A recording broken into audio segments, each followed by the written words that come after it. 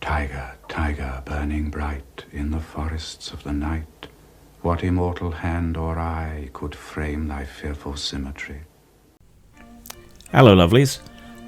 When you review a lot of games, you often run into fans of those games or of the producers of those games. And even though a review is supposed to be an attempt to give both an objective and subjective opinion on a project, they will take issue with you. And one of the main refrains, if you review a lot of games, as I do, is that you haven't necessarily played the game, and therefore don't necessarily know anything about it in reality, as in how it plays and so on, and therefore you are not qualified to pass an opinion on it.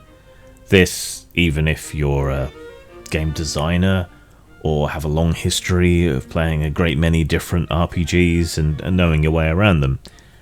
There's an element of fairness to that complaint. When I review games, generally, even if I haven't managed to play them at some point, which I have for older games, I will run through a few scenarios, testing out the rules. I'll make up a character, I'll run them through a few typical challenges and things just to see how the rules work.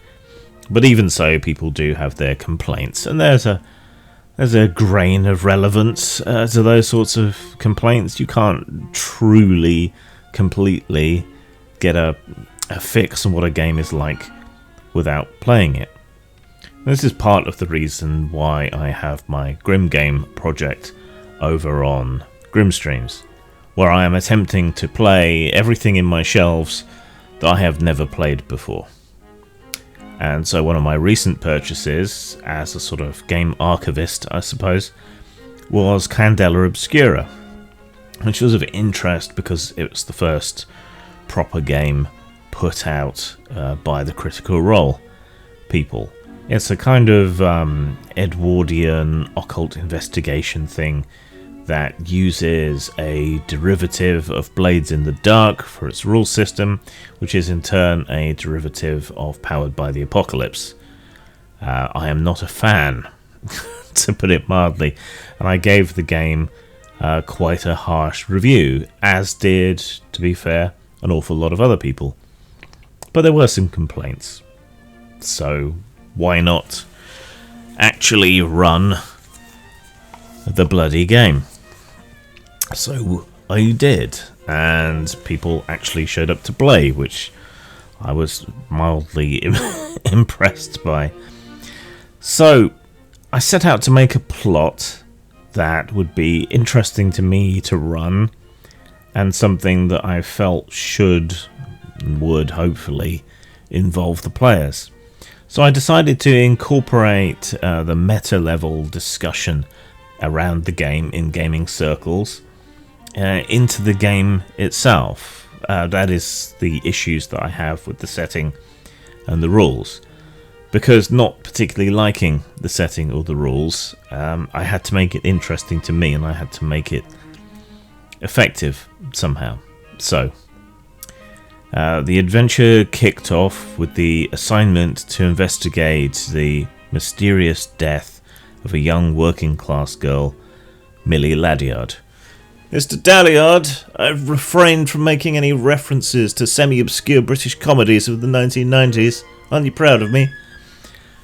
So she turns up somewhat anemic, dead at her parents' house. The investigators make their way there, narrowly avoiding a physical confrontation with some underclass thugs in the lower class areas of the city. Examine the body. Fortunately, they were by themselves, otherwise that would have been rather scandalous. And they find this peculiar wound on the girl's side, and the snapped-off remnants of a proboscis stuck into the wound, which was keeping the blood still liquid.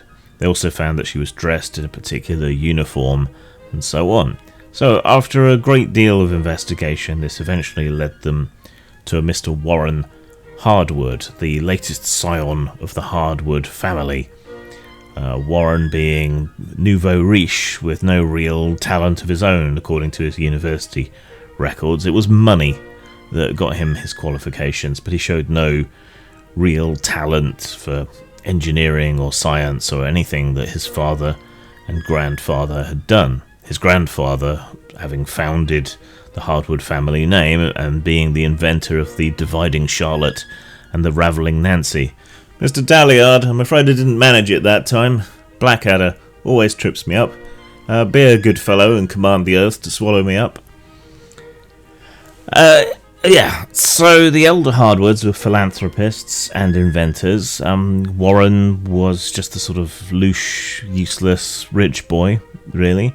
And then, somewhat abruptly, sold up the old family home, began applying for all manner of patents on electrical devices and so on, and constructed and filled out a brand new factory on the outskirts with all manner of working class people, giving them jobs, giving them benefits that people didn't normally have, but when they investigated, it turned out to be a little bit cult-like.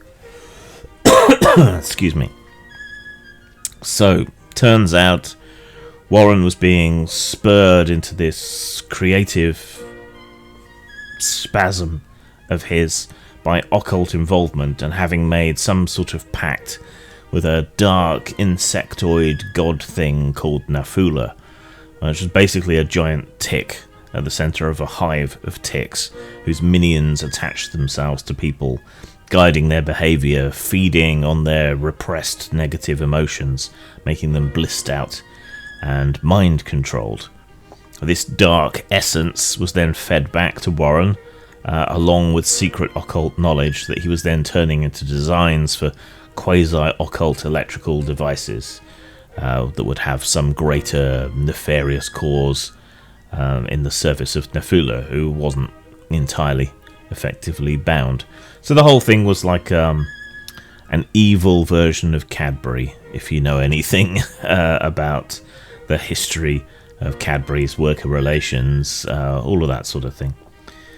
In the end, they released Nafula by foolishly firing their guns first and not thinking about what they were doing. But, you know, in a one shot, you can have people fail without too much in the way of consequences and so on. So we got an enjoyable game out of it, but not to puff up my own ego, but was that because of me, or was it because of the system and the setting? One of my chief complaints about games like Candela Obscura is that you're not really inhabiting your character per se. You are playing at the meta level. The same way my commentary about the game worked its way into the game itself. You know, that was subtext and a kind of meta level commentary on the game. But that's also how it plays for people. It's something I've felt and said before, and that was confirmed by several of the players as well.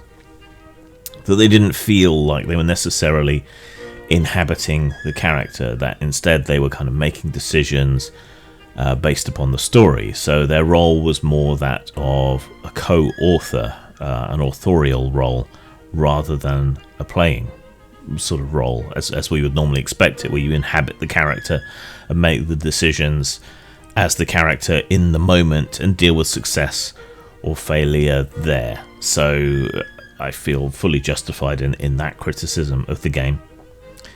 There is a lack of specificity in the rules, which can make making calls difficult. The different capabilities that the characters have, the actions they can take, are very poorly defined, and it's often not obvious which role you need should you be trying to do something. And we kept running into that. Basically, whenever we needed to do something with the rules, even though the rules are fairly simple, things slowed to a crawl and difficult judgments had to be made.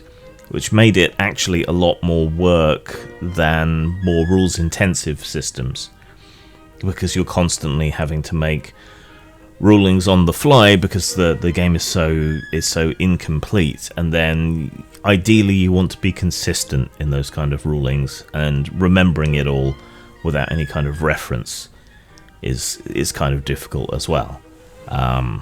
Yeah, that was a problem.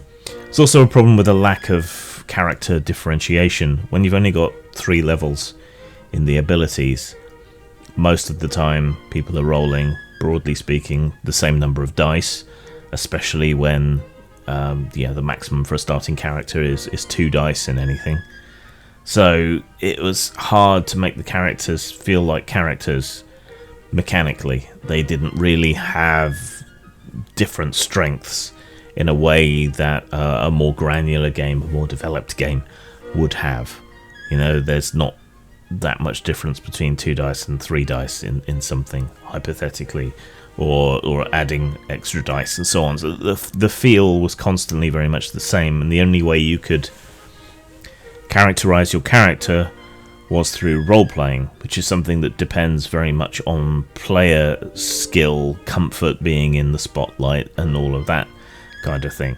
And not everyone is a voice actor, to put it bluntly, or necessarily particularly good at improvisation or characterization. So in role-playing games, a lot of a character can come out in the rules, in the choices that you make in character generation, and that just wasn't the case here. You couldn't do that.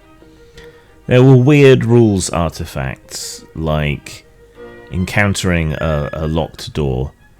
It would have made more sense to pick it or to find another way through, but there's no way in the rules other than for me to arbitrarily decide that you can or can't attempt something to get around that. So we had our explorer, who was the muscle of the team but wasn't statistically differentiated that much from the others, realizing she couldn't pick the lock on this door and instead deciding to kick it down.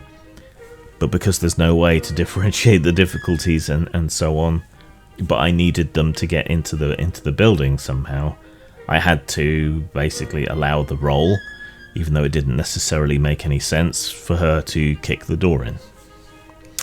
And that's just one example.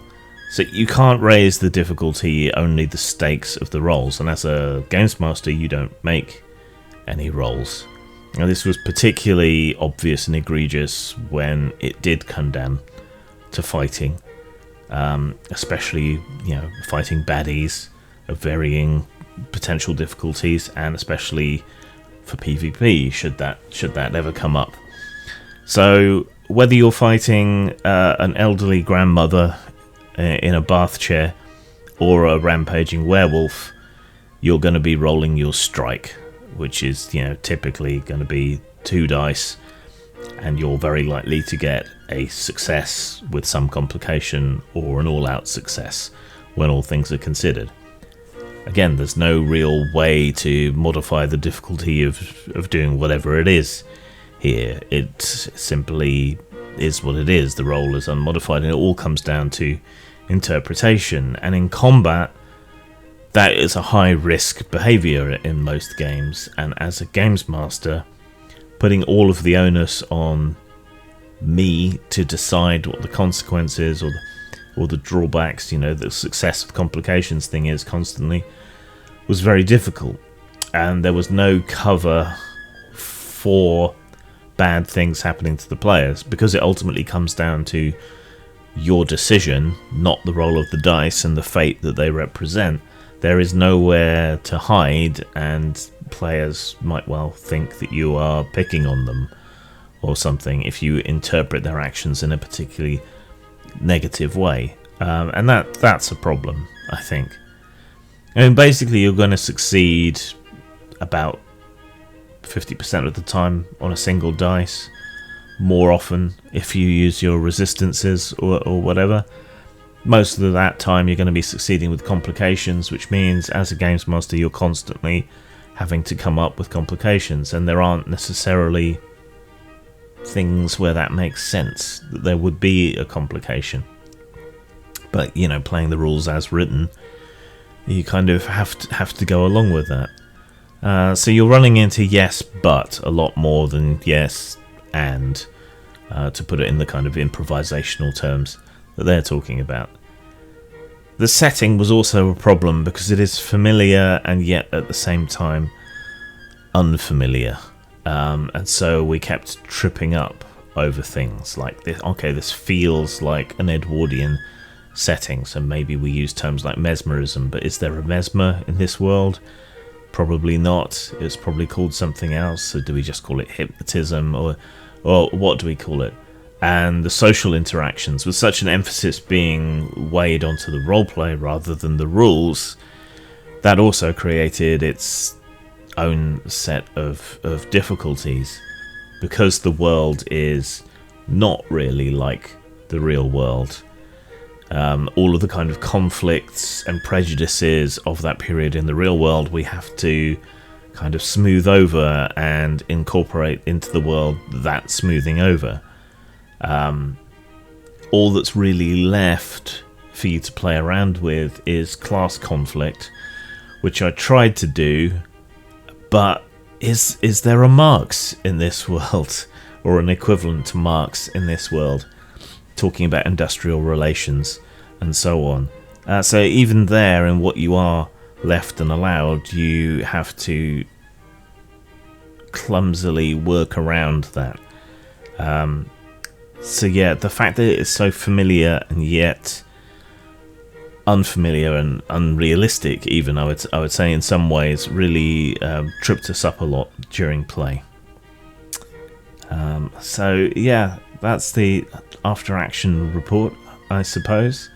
In the end, the players, intending to destroy the great evil, unleashed it upon the city. Am I going to come back to Candela Obscura? Probably not. Maybe I'll keep it around for some one-shots or something occasionally, but it took a lot of effort. Right, more effort than it would take me normally to do more complex games. I read and reread the book quite a lot. I spent a lot more time on preparation than I would in other games, and trying to grok the setting as best I could to convey it to the players. And then I kind of cheated and hacked it by making the storyline that I was running a commentary on the weird nature of the game and its background. Anyway, so my verdict: has my opinion changed about Candela Obscura or Powered by the Apocalypse derived games in any way? No. My opinion has calcified, really, and has been confirmed by players. If you want to watch the playthrough, and we have a discussion at the end about these problems, you can find that over on Grimstreams, if I remember. I'll link down below. If occult investigations are the kind of thing that induces nismesis in your particular fascinations, then I would suggest that Vaesen or Trail of Cthulhu or even Call of Cthulhu are probably safer wagers, safer bets for you.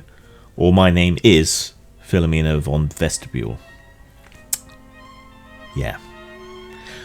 Do you like after action reports? Should I do these for more of the games that we've played? Let me know in the comments. And if you ever want to play, it's usually on Sundays. It's meant to be every other week, but it's been me every week recently at 8 PM UK. So if you want to join in and play a wide variety, a veritable smorgasbord of different RPGs and experience them and broaden your experience, let me know. Zang. In his house in R'lyeh, great Cthulhu lies dreaming, and when he awakens, he shall have the morning wood of aeons.